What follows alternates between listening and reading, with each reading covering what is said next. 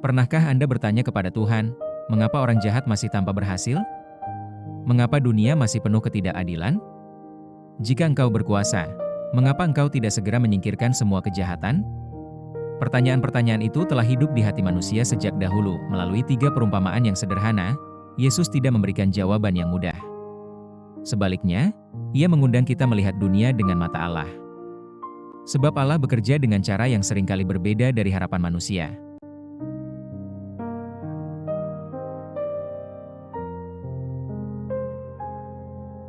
Yesus membentangkan suatu perumpamaan lain lagi kepada mereka, katanya, hal kerajaan sorga itu seumpama orang yang menaburkan benih yang baik di ladangnya. Tetapi pada waktu semua orang tidur, datanglah musuhnya menaburkan benih lalang di antara gandum itu, lalu pergi. Ketika gandum itu tumbuh dan mulai berbulir, nampak jugalah lalang itu. Maka datanglah hamba-hamba tuan ladang itu kepadanya dan berkata, "Tuan, bukankah benih baik yang Tuan taburkan di ladang Tuan? Dari manakah lalang itu?" Jawab tuan itu, "Seorang musuh yang melakukannya."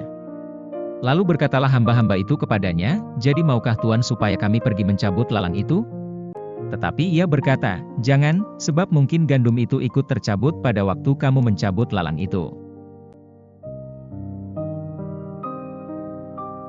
Biarkanlah keduanya tumbuh bersama sampai waktu menuai.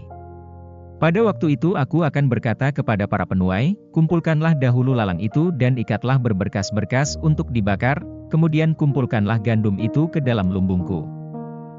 Yesus membentangkan suatu perumpamaan lain lagi kepada mereka, katanya, hal kerajaan sorga itu seumpama biji sesawi, yang diambil dan ditaburkan orang di ladangnya. Memang biji itu yang paling kecil dari segala jenis benih, tetapi apabila sudah tumbuh, sesawi itu lebih besar daripada sayuran yang lain, bahkan menjadi pohon, sehingga burung-burung di udara datang bersarang pada cabang-cabangnya. Dan ia menceritakan perumpamaan ini juga kepada mereka, hal kerajaan sorga itu seumpama ragi yang diambil seorang perempuan dan diadukkan ke dalam tepung terigu 3 sukat sampai hamir seluruhnya.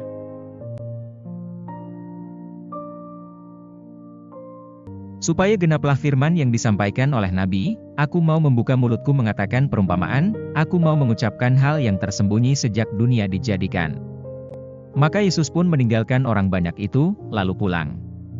Murid-muridnya datang dan berkata kepadanya, "Jelaskanlah kepada kami perumpamaan tentang lalang di ladang itu." Ia menjawab, katanya, "Orang yang menaburkan benih baik ialah anak manusia.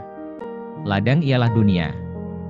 Benih yang baik itu anak-anak kerajaan dan lalang anak-anak si jahat. Musuh yang menaburkan benih lalang ialah iblis. Waktu menuai ialah akhir zaman dan para penuai itu malaikat. Maka seperti lalang itu dikumpulkan dan dibakar dalam api, demikian juga pada akhir zaman. Anak manusia akan menyuruh malaikat-malaikatnya dan mereka akan mengumpulkan segala sesuatu yang menyesatkan dan semua orang yang melakukan kejahatan dari dalam kerajaannya. Semuanya akan dicampakkan ke dalam dapur api, di sanalah akan terdapat ratapan dan kertakan gigi.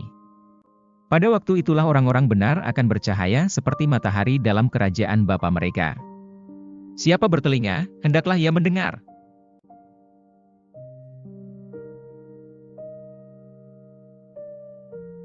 Ladang yang tidak pernah berhenti dikerjakan suatu pagi, seorang petani tua berjalan perlahan menuju ladangnya. Embun masih menempel di daun-daun gandum, sementara matahari baru mulai menyinari perbukitan. Seorang anak muda yang membantunya tiba-tiba berseru, "Lihat, ada begitu banyak lalang. Bukankah kita harus segera mencabut semuanya?" Petani itu berhenti. Ia menatap ladang itu cukup lama sebelum tersenyum. "Kalau kita terburu-buru," katanya lembut, "kita mungkin akan mencabut gandum yang masih muda." Anak itu tampak kecewa. "Tetapi bukankah lalang itu akan terus tumbuh?" Petani mengangguk. "Benar. Tetapi gandum juga sedang bertumbuh."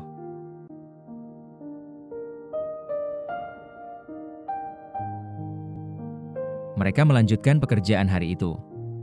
Tidak ada keajaiban yang terjadi. Tidak ada perubahan yang langsung terlihat. Namun setiap hari, matahari tetap terbit, hujan tetap turun, akar semakin kuat, dan bulir gandum perlahan mulai menguning. Pada musim panen, Yang dahulu sulit dibedakan kini tampak jelas. Petani itu tidak kehilangan ladangnya karena ia memilih kesabaran. Demikian pula Allah bekerja atas hidup kita. Kita sering hanya melihat lalang, kegagalan, dosa, luka, ketidakadilan, atau kelemahan diri sendiri. Namun Allah melihat sesuatu yang juga sedang bertumbuh, iman yang semakin dewasa, kasih yang semakin murni, pengharapan yang semakin teguh. Apa yang hari ini tampak kecil dan tersembunyi, di tangan Tuhan dapat menjadi panen yang melimpah. Allah tidak selalu bekerja dengan cepat, tetapi Ia selalu bekerja dengan setia. Benih yang dipelihara oleh kasih-Nya pasti akan menghasilkan panen pada waktunya.